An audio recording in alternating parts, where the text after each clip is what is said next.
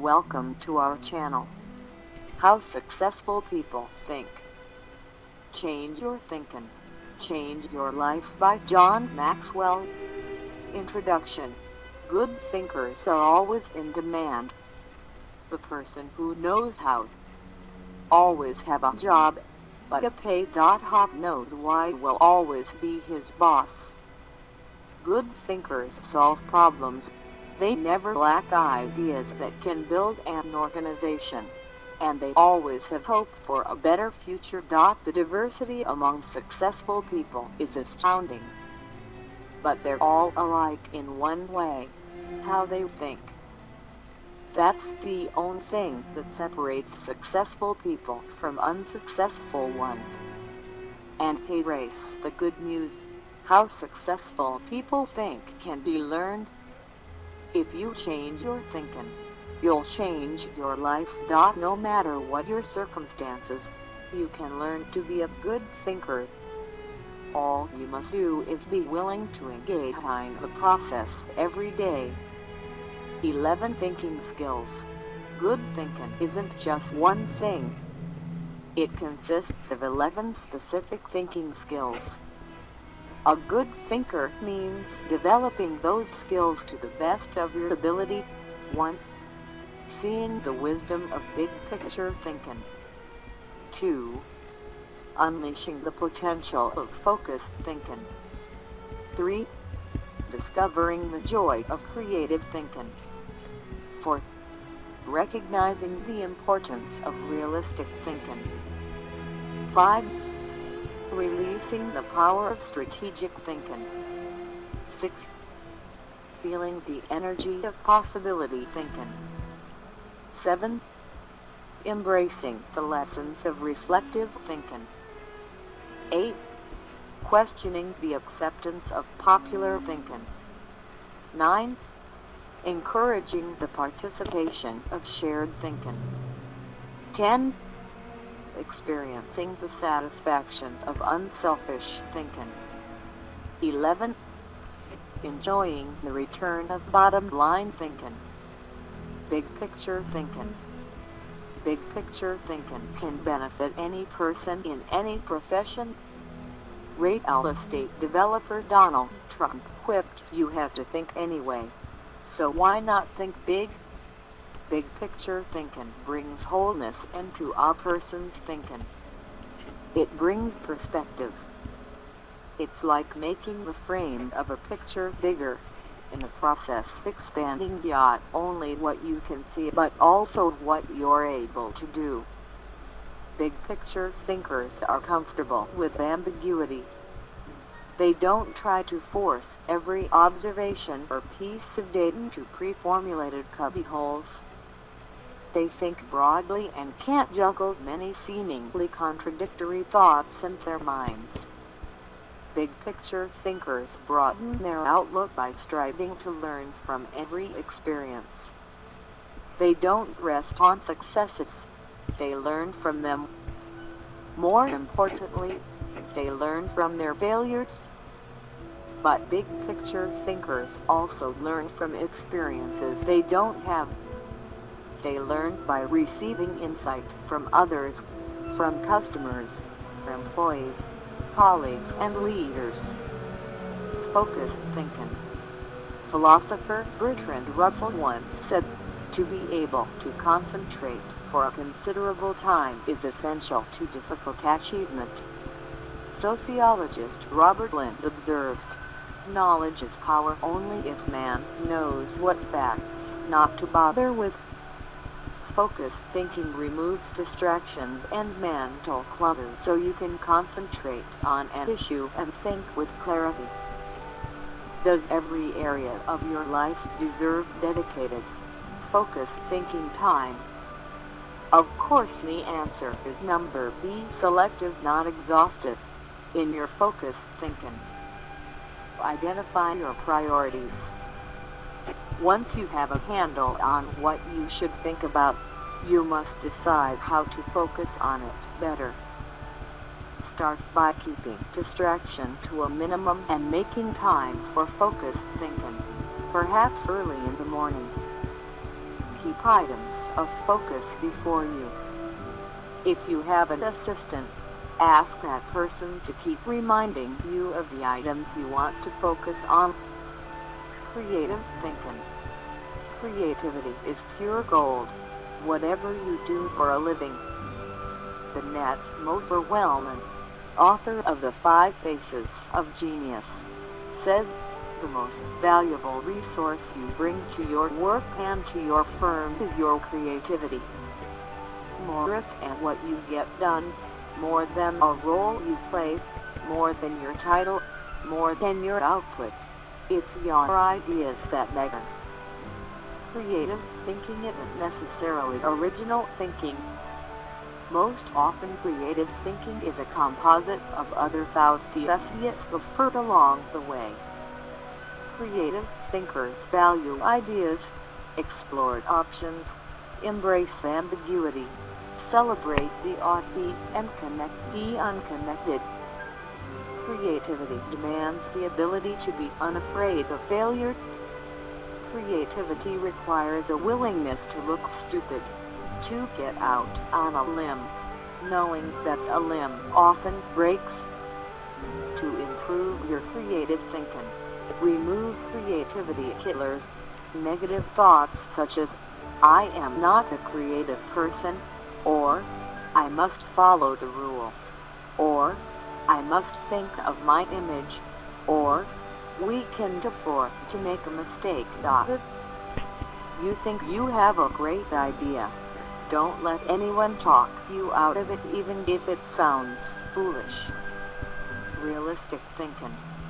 Reality is the difference between what we wish for and what is. If you're a naturally optimistic person, you may not have a great desire to become a more realistic thinker.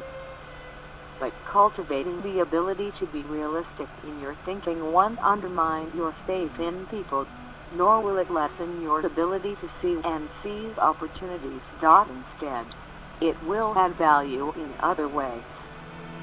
Realistic thinking minimizes downside risk.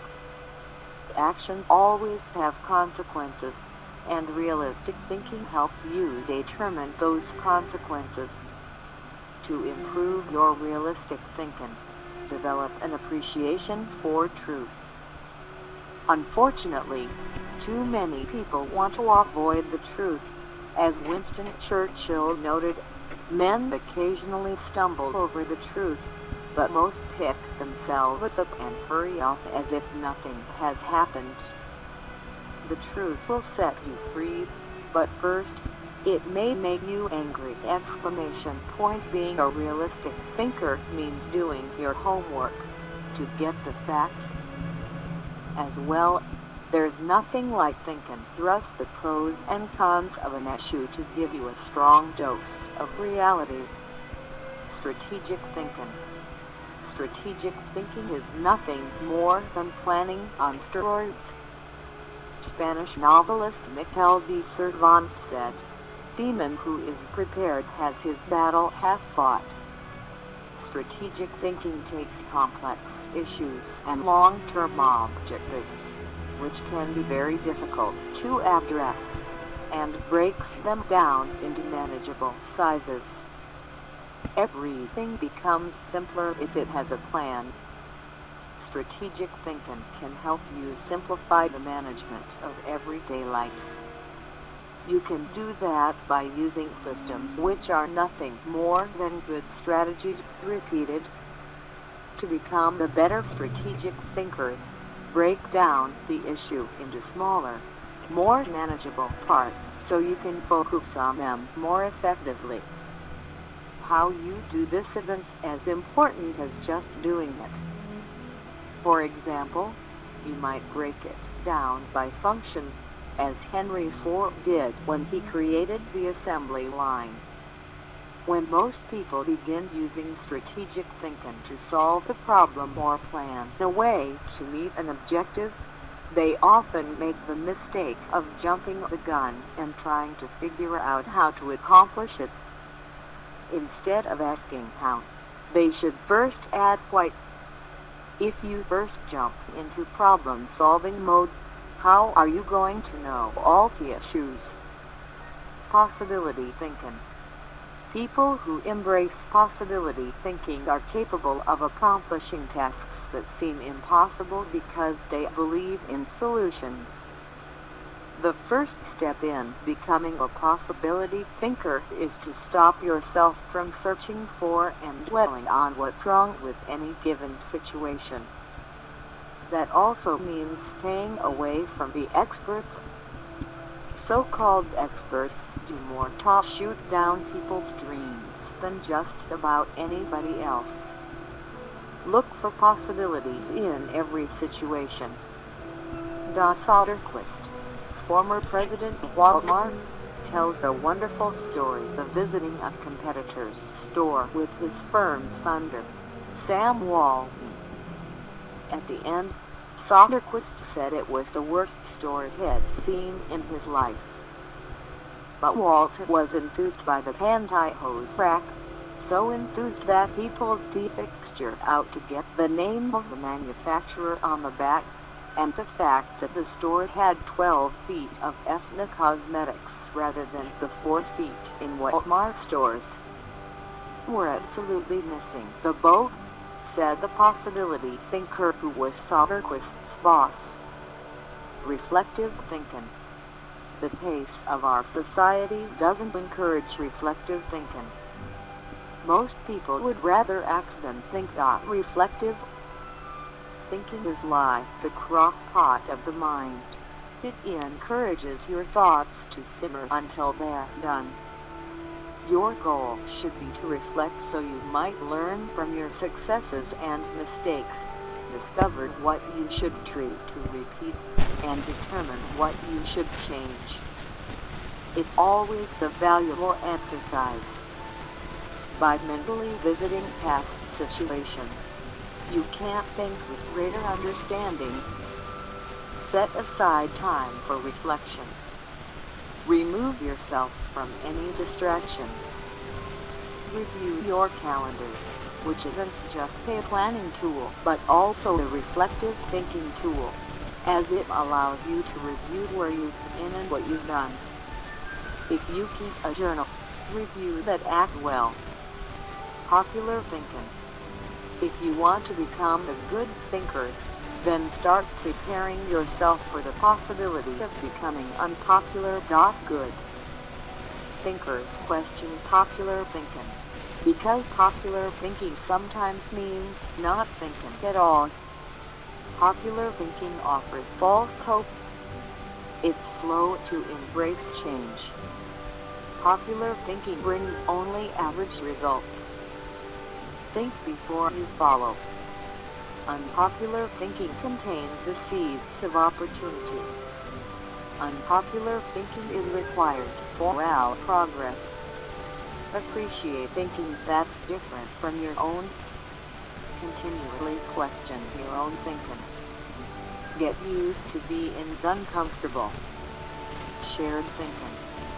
Good thinkers, especially those who are also good leaders, understand the power of shared thinking. They now that then they value the thoughts and ideas of others. They receive the compounding results of shared thinking and accomplish more than they ever could on their own. Shared thinking is faster than solo thinking and more innovative. It brings more maturity, as it's likelier to catch our blind spots. Shared thinking requires learning to value the ideas of others. It requires moving from competition with others to cooperation with others. For shared thinking, it helps to have an agenda when you meet with others. Say MOWING what you want to accomplish in each encounter, and getting the right people around the table. Unselfish thinking. Unselfish thinking can often deliver a return greater than any other kind of thinking.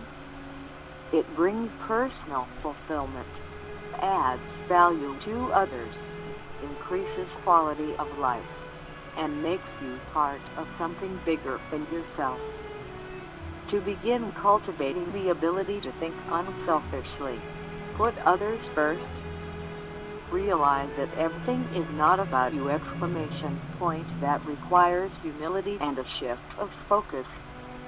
Expose yourself to situations where people have needs. Give quietly or anonymously in instances when you can receive nothing in return. Check your motives to ensure you are acting unselfishly. Bottom line thinking. In many businesses, the bottom line is literally the bottom line. Profit determines whether you're succeeding. But money shouldn't always be the primary measure of success. It isn't in families or in non-profits, for example. Identify the real bottom line.